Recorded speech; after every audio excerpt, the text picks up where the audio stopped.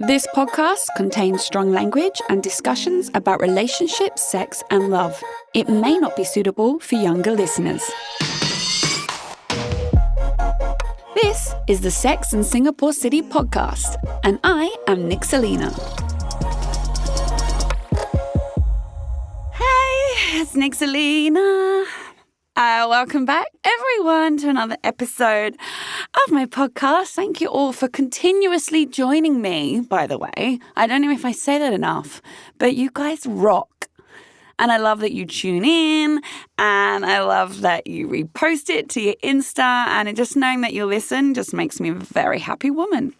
As does this episode, which is called Nixalina, What the Fuck Happened To You? What the fuck happened to you, Nix? So this title sounds like something really bad has happened to me, but actually it's the exact opposite. So I've started to notice in the last month, people are coming up to me all the time, DMing me all the time, replying to my stories all the time, asking what on earth has happened to me because I look so different and I'm glowing, or oh my God, look at your body. What have you done? You look different. What have you done? And I just wanted to acknowledge it because it is happening a lot, and I'm so here for it.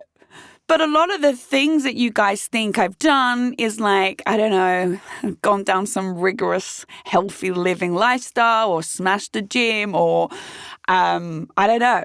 The only major change recently is I got some hair extensions. That's it.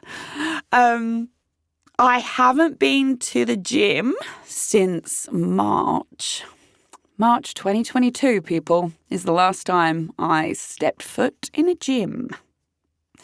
It's now October.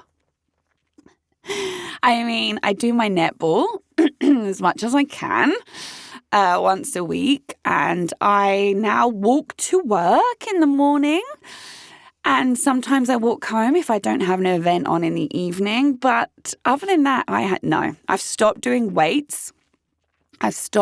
I haven't done a squat, since March. Basically, since I found out my ex was not who I thought he was. My whole world changed.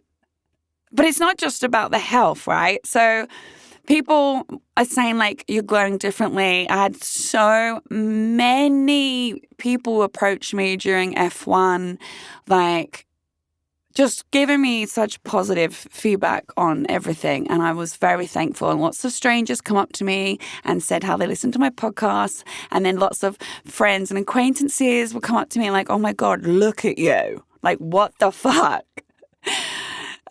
Which is obviously what's prompted this episode. What I want to get down to and the crux of it is thus. What I did, what the fuck happened to me? I got rid of toxic people in my life. And I healed a broken heart by myself.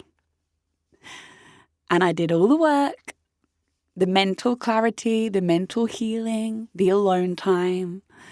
I sat alone. I broached the storm alone, and I've come out the other side. That is what the fuck has happened. I got rid of toxic people. And I'm not just talking about the fiancé, I'm talking about friendships as well. So I feel like a lot of times we don't know who is really good or bad for us. And I mean colleagues, family members, friends, and partners, the lot, right? We actually really struggle to understand what is and what isn't toxic for us. So with many relationships, it's only afterwards when you've left and the emotional connection is gone that you can objectively look back and go, oh my God, that was really negative. What he said wasn't okay. What she did wasn't okay. What happened, that was toxic for me. But when you're in it, sometimes it's very difficult, and it's usually very difficult because toxic relationships across the spectrum will be interspersed with really good times. Lots of toxic people are fun, they're charming, they're the life of the party, you know. So to be able to step back and be like, well, I love being around this person when they're like this, when they're like that. It's difficult. Your brain can't compute the toxicity side of it. It's a bit like cognitive dissonance. You can't marry up the two versions. For me this year, after I left my fiancé, there was breakdown in friendships as well, which actually happens a lot when you leave a narcissist. There's a lot of times you have friends and family members that seem to not really grasp what you're going through and or kind of semi-side with the narcissist or perhaps think, like you're the problem. It happens a lot and it's something that I just dealt with. Luckily, I have the most glorious friends and family in my life. But there was a few hanging around. And since they cut off, I just felt like I returned back to me. It's so strange. And I think that's what everyone's acknowledging. It feels like I've returned back to me, even like pre-Singapore. Because when I moved here, I was with a narcissist and I was in a horrible relationship. And I only had 6 months in between that where I was not recovering in the way that I thought I was. Yes, I was understanding MPD. Yes, I was understanding what I'd gone through, but I wasn't looking at my own shit. And then I met the fiancé. And that was a shit show as well. But I was also created around me people that just weren't good for me. And so I've kind of along the way just managed to sort of separate myself. And once you do that and you step back objectively and you go, fuck, like that wasn't a vibe for me. But it's only afterwards. That's the really annoying thing about toxic connections. It's only like when I left a really horrible job, right, in Singapore after I resigned, I was like, fucking hell, that job made me sick. I looked ill. I looked tired, but I stuck it out for 2.5 goddamn years. I'm like, how? How did I not fucking collapse? Yeah, it was crazy, but do you know what I mean? It's only the hindsight part. So everyone's asking me, what happened to you? What the fuck have you done? You look incredible. Your vibe is different. And it shows. And I've done nothing except step away from toxicity, if I'm honest. I haven't gone down the gym route. I haven't stopped drinking or gone down diet that's, raw food only. Nope. I eat a lot of steak, as I'm sure you all see on my Instagram. I drink a lot of beer. Oh my God, I love beer. Maybe that's what it is. I have definitely drunk more beer this year than I have in my whole life. I love it. All beers should sponsor me at this point. I love a beer. And I can drink pints of it as well. I'm so British, aren't I? How am I still single? Don't know. So it's not like a healthy living thing. What I've done is I've gone down a more spiritual, mental, self-healing route. So in the process of addressing my own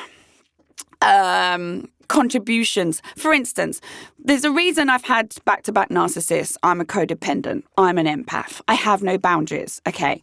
When I start putting boundaries in place with not just the partner, but friends, and then you start to see the change when you go no, you can't say that. No, I'm not okay with that. Then you start to realize who's authentic around you and who isn't. So I've kind of done that work as well. I've also stayed alone. Well, not anymore. But I kind of was like, I don't really need to date. I'm fine. And I just really stuck my heels in during the summer period and weathered the storm. And let me tell you now, from March to July, August is the darkest time of my life, without fail. And I've been through a lot. We know, I've been in an abusive relationship. I've been beaten up. Yeah, pretty much everything, My cat scratched me once. That was awful. But that was the darkest time, 2022, March to July, August. And I don't know how I got through it because I was completely alone. I'd moved out on my own. I was getting still abuse from the ex. I was struggling with some friendships around me that weren't good for me. I couldn't see my family. And yeah, it was really bad. It was really bad. You know, like, I can't get out of bed bad. I don't want to leave my house bad. Like, I just don't want to be here bad. Crying all the time. Like, my brain was almost like malfunctioning. I just couldn't think of anything else except trying to work through what I'd been put through and why had this happened to me again and why. And yeah, it was fucking awful. Okay. But of course, nobody sees that side. So now it's like, what? Oh my God, look at you. What happened to you? Well, because I went through that and I did the work. And really, I guess that's the moral of this episode that I want to say is people want the butterfly. They don't want to go in the cocoon. Right? That's it. I'm a caterpillar and I just want to become the butterfly, but cannot be asked or even dare to go in the cocoon period where I'm in the darkness. It's effort to make the cocoon. I'm unsafe. I could be plucked off by a predator at any point. It's scary. No, thank you. Right? But why am I not a butterfly yet? God, my analogy is on point for this. So I had no choice. I was in the cocoon period because I had no choice. I was put in there. I can't pretend to be happy that my fiancé is a cheating narcissist. I can't pretend to be happy when I'm heartbroken, you know? So yeah, I did the work, and here I am. Also note, yes, I have lost weight. I know you guys go, but your body's changed. Yeah, I was living with an alcoholic who had more money than sense and would buy and drink and eat anything he fucking wanted. And when you're around that, it's hard not to. You know, I'd be like, oh, fuck it, serve champagne. Fuck it, takeaway. Okay, hungover, this, that, and the other. And I did pile on the weight. Luckily, that's all gone now. And yeah, I just look and feel very different. It's insane. I look back at photos and I go, God, I just don't look like me. But it's not just about the weight. It's the hair. It's the smile. I look sad. In the relationship, surrounded by these people, I look sad. And I remember I used to have a lot of hangover anxiety the next day because the people I was hanging out with, I felt that there was a lot of judgment. And I'd be like, oh, did I do this? Did I say this? Is everything okay? And I was very insecure. Like, oh my God. Rather than now where I'm surrounded by like just awesome women and we're all like, yeah. Who got laid last night? What happened? I got in at 5, got in at 6. And it's all fun and just like how it should be. So yeah, what the fuck happened to me? I got rid of toxicity. I did the work mentally, the healing, the therapy.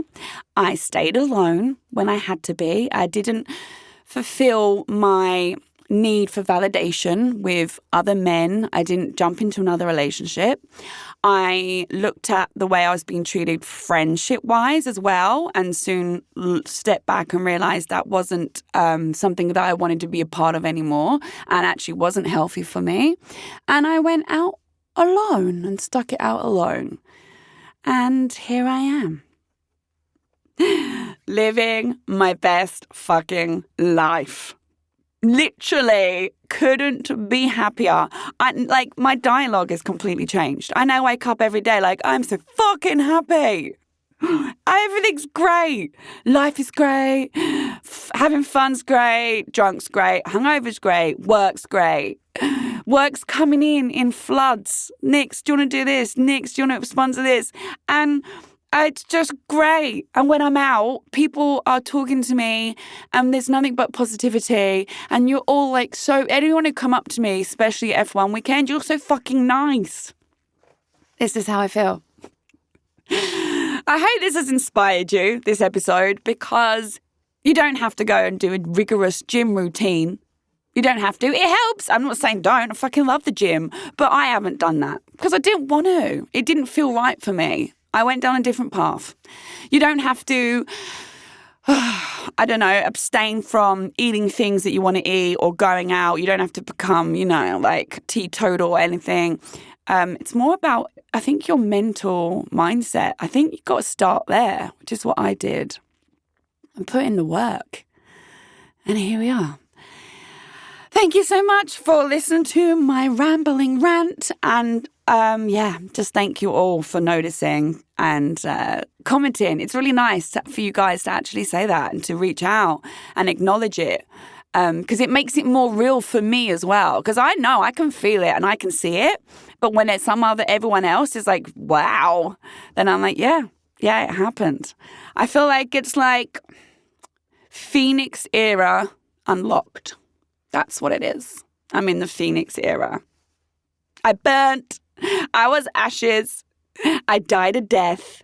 And now I'm better than ever before. That's another great analogy, isn't it? I'm going to stop the analogies. As always, if you want to chat to me, you can slide into my Instagram DMs at Nixalina, Nixalina. And if not, I will see you all next week. Thanks for listening to the Sex and Singapore City podcast. This episode was produced and hosted by me, Nixalina, and recorded at the Splicecast studio in Singapore. I'm available to listen to on Spotify, Apple Podcasts, Google, and all major podcast listening apps. Do subscribe to enjoy a new episode every Monday evening. Please do give me a 5-star review. It helps other people also find my podcast.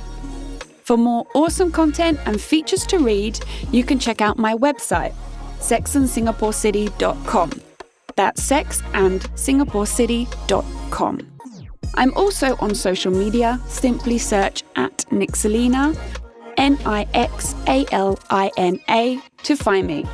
Don't be shy. Come say hi.